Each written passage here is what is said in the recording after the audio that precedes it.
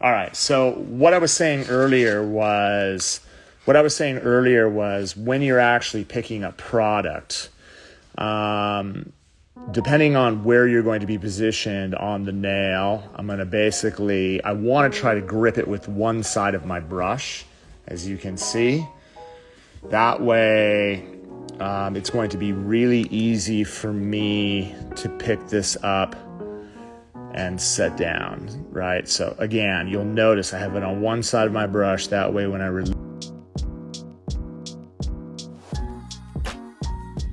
release it from the end of my brush, it's going to come off really easy. For those of you guys that didn't hear the beginning of the last one, what I was basically saying is our 1 week course is going to be July 18th to the 22nd. For those of you guys that are interested, get a hold of Ray Bracamontes. It's going to be for licensed as well as students that are enrolled in school. I'm going to go ahead and tag his name. I think there's like 5 spots left for this coming up class. Ray Bracamontes. Boom. What's up, Eddie? How are you, my brother? Miss you, bro. All right, what did I just pin? There we go. I just pinned Ray. All right, so what we're gonna end up doing is we're gonna get a form, and then I'm gonna pre-pinch that form, as you can see. And then what we're gonna end up doing is we're gonna come in, we're gonna get this. And you'll notice that actually when I get it onto the edge, what I wanna be able to do is I wanna flip it up so that it's absolutely flush, right? So if I get this on and I use the wings and actually pull this back, what you're going to notice is that I'm going to have a form that's gonna be completely straight. So this is what we're gonna be working on, especially when you guys come out here, is form application. So the consistency that I want, when I submerge my brush, and I actually go in the powder and I grip it with one side of my brush, what I want to be able to do is I want to be able to bleed that excess out, right? And the reason why I do that is so that when I set this to the form, it does not run anywhere.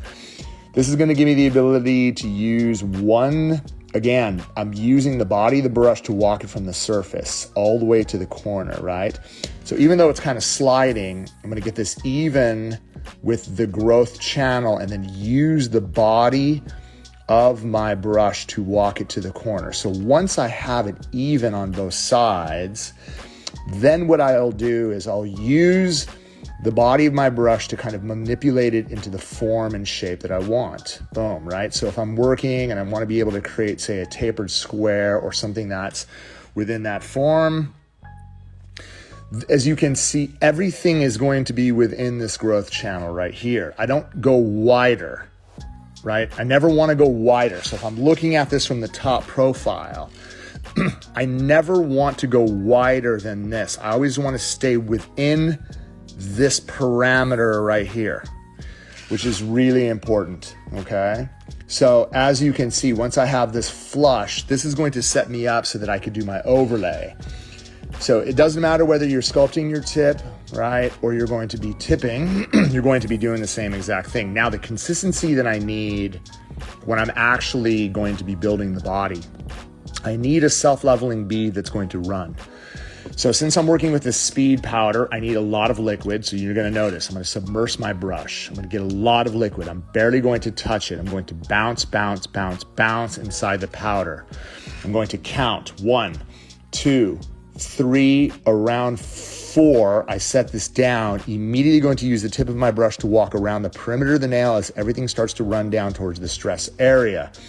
Once it gets down to this point, I'm gonna start pulling from the corner and the front of the bead, trying to hold everything in place. But what you're going to notice is that all I'm doing is focusing, using that tip of my brush to kind of blend everything down towards the tip of the nail. You can see from the side profile, if I need to balance some of the acrylic back, I could use the body of my brush to kind of push this back. But you see how everything flows, right? Like everything tapers down into the back end as well as the sides. And I'm doing that in the least amount of effort, right? So once it settles, then I could really kind of use the body of the brush to kind of guide it back into place, kind of feather it into the areas that I need. But you can see from the front end here that I'm missing product. I want to be able to establish the perfect perimeter so that I don't have to do that much filing around my edge, okay? All right, so everything kind of tapers down towards the front. I need to fill this front end. So what I'm gonna do, I'm going to submerge my brush. I'm going to bounce, bounce, bounce. I still want to take off some excess because I don't want it to get away from me, right? So since I'm setting this on acrylic, you see the acrylic here and then that little bit of a space. What I could do is I could set that down, feather this back into the body, then use the body of my brush to kind of walk it over the top into that area. You could see the thickness that I have here. So what I'm going to be doing is using, again, the body of my brush to kind of walk it into place, give it the thickness I need, fill in all the negative space that I have on that front end. If I decide that I want to kind of brush back to make everything smooth, I can. But as you can see, what I've done is I've built out a nail, right? Again, and it's starting from building length and structure with the tip, then establishing the body by setting it down to this area, but counting before I do that so it doesn't run down this way or back this way.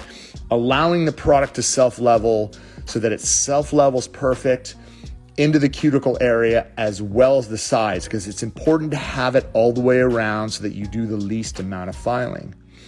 Then letting it run, pulling it from the corner. So like literally as it starts to run down, it's not just going to run this way. There is a chance that it could run this way as well. So what we want to be able to do is to catch it, right? So if I have to bring it up, then feather from the front of the bead, you're going to notice, right, that I'm going to be able to maintain this all the way in the back, which is important. Look, at the end of the day, if you build a nail and it's too flat, right, then what you want to be able to do is you could always take a bead, right? If I wanted to go into the stress area, watch this, and just kind of blend this back.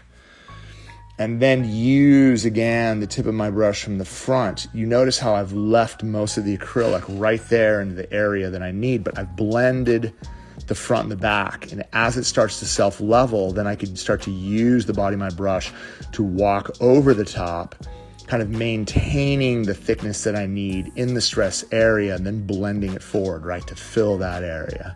Kind of gives you a really good gauge of what to do, all right? So that's what it comes down to. For those of you guys, you know, one of the things I want to say is when you guys come to the 1 week course, you're going to have an opportunity to work with myself, 3 other instructors, 3 incredible professionals. The whole team is going to be here. Really excited to get you guys dialed in. A lot of the comments that are coming down on the screen, it's hard for me to pay attention to them because I'm really focusing on just teaching. So if I don't respond, it's because I'm not paying attention to the comments. But I hope all of you guys have a wonderful day. If you guys have questions or concerns about any type of technique, you could always hit us up. You could hit me up. I'm always here to help. And I hope that you guys have a safe and, again, blessed day. I'll see you guys soon. Have a great day. Peace.